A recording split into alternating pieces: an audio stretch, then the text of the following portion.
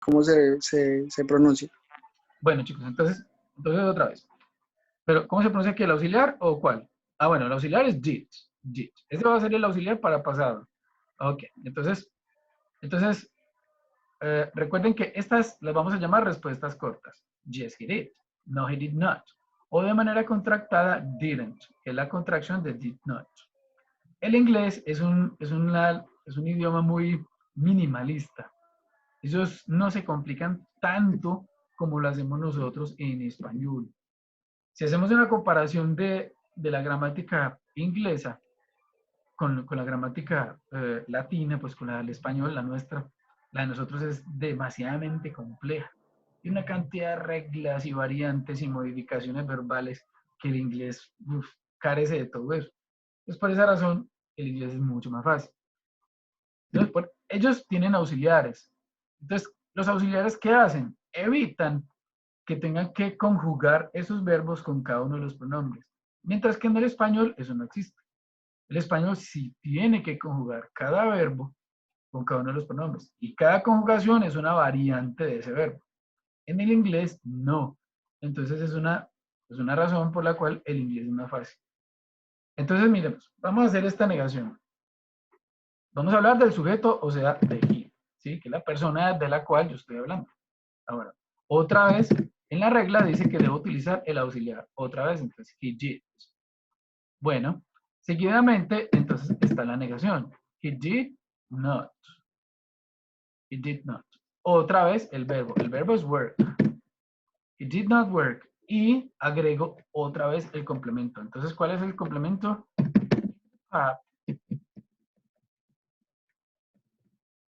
Yesterday. Ok. He did not work in the pub yesterday. Él no trabajó en el bar ayer. Entonces yo puedo utilizar did not o de manera contractada didn't. Cualquiera de las dos es válida. Bueno, hasta ahí, bien. ¿Alguna pregunta hasta ahí, chicos?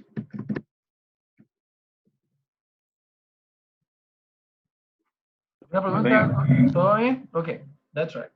Ahora sí. Entonces tenemos las double H. Recuerden que son preguntas de información adicional.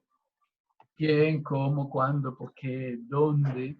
¿Sí? Entonces, ¿qué puedo preguntar yo a partir de este hecho? Por ejemplo, vamos a utilizar where. ¿Qué significa dónde? Pues tengo la WH. Sigue el auxiliar. Bueno, el auxiliar en pasado, pues siempre va a ser did. Siempre va a ser did en pasado. Where did. ¿Cuál es el sujeto? He. ¿Cuál es el verbo? Work. Pero recuerden que ya no los debo conjugar porque tengo el auxiliar. Entonces, en este caso, el verbo otra vez queda en presente. Where did he work yesterday? Donde él trabajó ayer. Y question mark al final. Where did he work yesterday? Bueno, esta pregunta entonces hace relación al lugar donde él trabajó. ¿Y cuál sería la respuesta? Entonces la respuesta va a ser la primera oración que hace referencia al lugar y al hecho. ¿Dónde? En el bar. Entonces, yo voy a decir, where did he work yesterday? ¿Dónde trabajó él ayer? Y la respuesta, he worked in the pub yesterday. Él trabajó en el bar ayer. Listo, chicos. Bueno, no sé si alguna otra duda, alguna otra pregunta está ahí. Alejandro, Sebastián, Sandra, Vanessa. Profe, ahorita todo. No, profe. Ahora un segundito copiamos, profe. Sí, bueno, igual tranquilos, no se preocupen, que esto les va a quedar también entonces en la plataforma, ¿sí? De allí pueden descargar esto como material adicional. Ahora, hagamos otro ejercicio, ¿sí? Vamos a hacer otro. Pero entonces vamos a cambiar el verbo work con el verbo to be. Es bien importante. Entonces, ahora, yo ya voy a decir que Michael estuvo ayer en el bar. Como el verbo ya es to be, significa que yo ya no necesito auxiliar. Esa es otra reglita. El auxiliar siempre lo voy a utilizar siempre y cuando el verbo no sea to be. ¿Sí? O en otras palabras, to be, cero auxiliar. Para nada lo necesito. Entonces tengo que tener en cuenta eso. Verbo to be hace las veces de auxiliar. Por esa razón, yo no lo utilizo. ¿Listo? Bueno. Entonces miremos. Volvámoslo a hacer, pero con el verbo to be. Entonces ahora voy a decir Michael, o sea, ¿quién? Él. Ahora, tengo que tener en cuenta cuál es el verbo to be en pasado para los pronombres en singular. Entonces, en ese caso es was. ¿Sí? Igual ustedes allí en la página, pues está la lista de verbos. Entonces, ustedes lo buscan allí. He was up yesterday. Yesterday, listo. Él estuvo en el bar ayer. Estuvo, ¿sí? Ahora, hagamos la pregunta. Entonces resulta que como el verbo to be hace las veces de auxiliar, yo ya no necesito utilizar did. ¿Y qué hago yo? Pues entonces simplemente invierto el orden del verbo con el sujeto. Entonces, ¿cómo sería? Es lo mismo que en el español, chicos, miren. Él estuvo en el bar. Estuvo él. Entonces noten que yo hago este cambio del pronombre con el verbo. Was he in the pub yesterday? Ok. Was he in the pub yesterday? Entonces, como me preguntan con was, la respuesta es con what. Yes. He was. Yes, he was. Entonces noten que la respuesta anterior, como preguntaban con did, respondía con did. Ahora, ¿qué es? No, he was not. O de manera contractada, haciendo la contracción, wasn't. ¿Sí? Was not or wasn't. Cualquiera de los dos. Este wasn't se utiliza más cuando yo hablo. Cuando yo escribo, utilizo he was not. Ok, ahora, neguemos esto. Entonces yo voy a negarlo. Sujeto, bueno, voy a hablar de he. ¿Cuál es el auxiliar? Ya no hay auxiliar, porque el verbo to be hace las veces de auxiliar. Entonces digo, he was not. Tengo esto.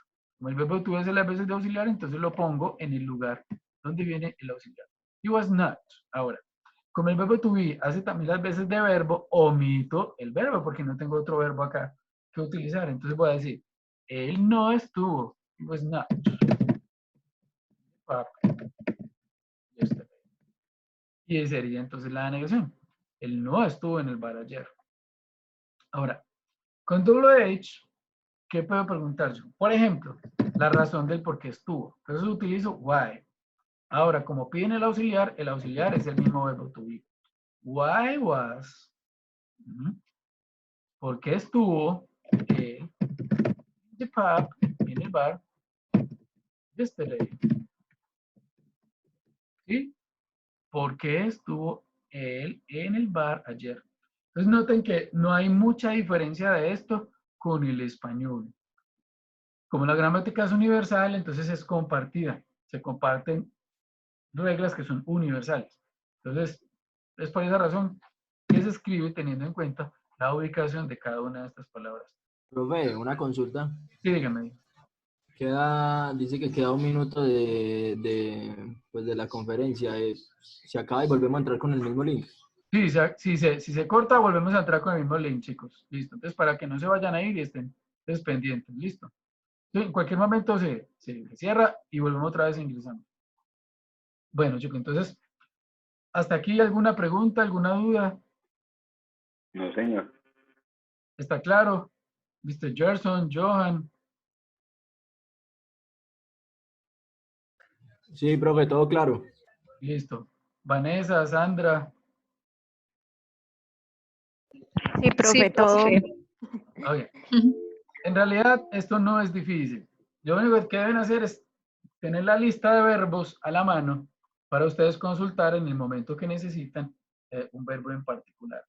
¿Qué es lo ideal, lo recomendable? Pues aprenderse los verbos. Eso es, chicos.